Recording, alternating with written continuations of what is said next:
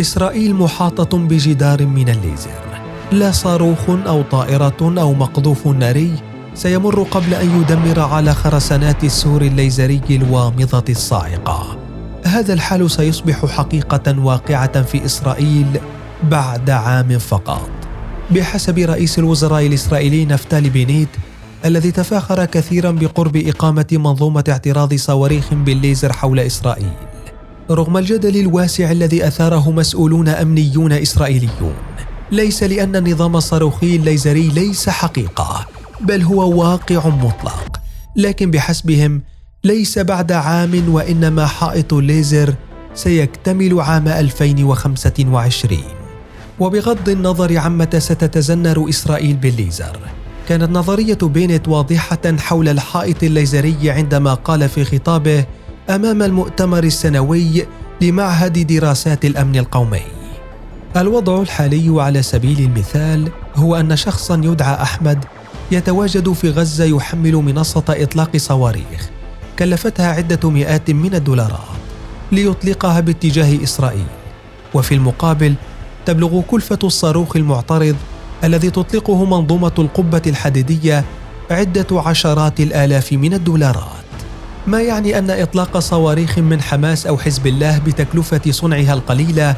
تجبر إسرائيل على إنفاق المليارات لصدها عبر القبة الحديدية. وغدا مع السور الليزري يبدو أن إسرائيل تسعى لكسر المعادلة التي فرضتها إيران عبر تطويق إسرائيل بمسلحين قادرين على شل البنية التحتية الإسرائيلية بوابل من المقذوفات القليلة التكلفة، إذ إن تكلفة صواريخ الاعتراض الليزرية ستكون أقل حتى من تكلفة إنتاج الصواريخ المحلية الصنع للفصائل الفلسطينية. بدايات سور الليزر. يبدو أن إسرائيل قد بدأت تجاربها قبل سنين من أجل بناء سور صواريخ الليزر حولها، رغم أنها لم تعلن صراحة عن المشروع إلا قبل عامين، وتحديدا في يناير من عام 2020، عندما أعلنت وزارة الدفاع الإسرائيلية عن تطوير القدرة على اعتراض الصواريخ باستخدام ليزر قوي، بعد عقود من المحاولات الفاشلة والجهود المشتركة غير المثمرة مع أمريكا، ما أشاع روحا معنوية عالية في مؤسسات الصناعة العسكرية الإسرائيلية، خاصة وأن إسرائيل تستخدم حاليا منظومة الدفاع الجوي القبة الحديدية لاعتراض الصواريخ قصيرة المدى، ومنظومة مقلاع داود لاعتراض الصواريخ الصغيرة والمتوسطة، ومنظومة آروحيتس المخصصة لتدمير الصواريخ الباليستية والصواريخ بعيدة المدى، ما يعني أن نشر صواريخ اعتراضية تعمل بتقنية الليزر يخفض التكاليف الباهظة التي تتكبدها حالياً عند إسقاط الصواريخ المتجهة نحوها. وقد بقي الأمر من دون أي تفاصيل حتى يوليو من عام 2021، عندما أماط مسؤولون إسرائيليون اللثام عن نماذج أولية لصواريخ اعتراضية تستخدم أشعة الليزر مع معلومات أولية حول آلية عمل الصواريخ القائمة على ضرب الأهداف بومضة ليزرية كفيلة بإحداث تسخين هائل بالطائرات المسيرة والصواريخ، ما يؤدي لذوبان الأهداف وانفجارها. ورغم أن الإعلان الإسرائيلي تحدث حينها عن أن الجدار الليزري سيكون جاهزا للاستخدام في عام 2025، ظهر بينيت اليوم ليقول إن الصواريخ الليزرية ستزنر إسرائيل في عام 2022، وبحسب مخطط رئيس الوزراء الإسرائيلي فإنه في غضون عام ستشغل قوات الدفاع الإسرائيلية نظام اعتراض يعمل بالليزر من خلال تشغيل تجريبي أولاً قبل بدء استخدامه في العمليات بالجنوب من جهة قطاع غزة،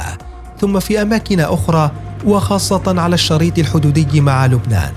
حيث تهديد حزب الله التابع لإيران في لبنان.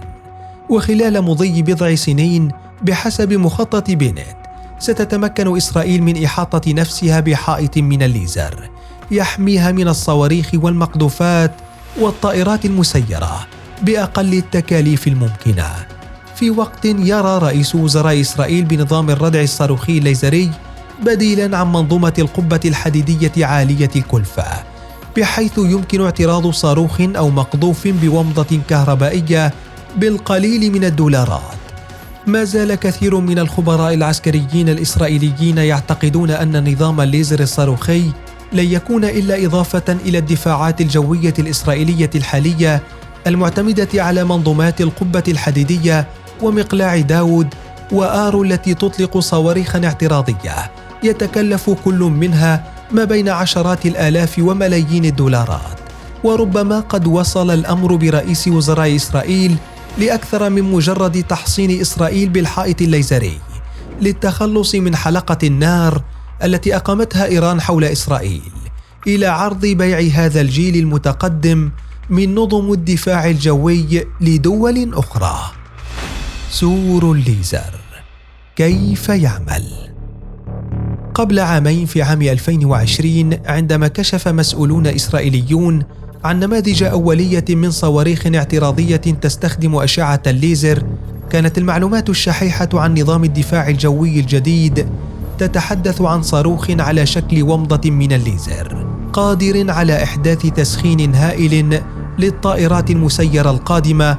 وأنواع الصواريخ التي تستخدمها الفصائل الفلسطينية أو حزب الله. ومع مرور الوقت بدأت تتسرب بعض التفاصيل حول الجدار الليزري، بينها إن أحدى أشكال المنظومة الجديدة التي تعمل بالليزر يتم تثبيتها على متن طائرة صغيرة تتيح استهداف أي جسم طائر بما في ذلك الطائرات المسيرة والقذائف والصواريخ قصيرة ومتوسطة المدى والباليستية، إذ إن هذه التكنولوجيا التي صممتها وزارة الدفاع الإسرائيلية بالتعاون مع شركة إلبت سيستمز الإسرائيلية تستخدم تقنيات الرصد الجوي، ثم تطلق شعاع ليزر بقدرة 100 كيلووات في اتجاه الهدف. ومن المقرر أن تنتج إسرائيل 3 نسخ من المنظومة الجديدة، إحداها غير قابلة للنقل ويمكن نشرها عند حدود البلاد، والثانية قابلة للنقل بواسطة منصة خاصة،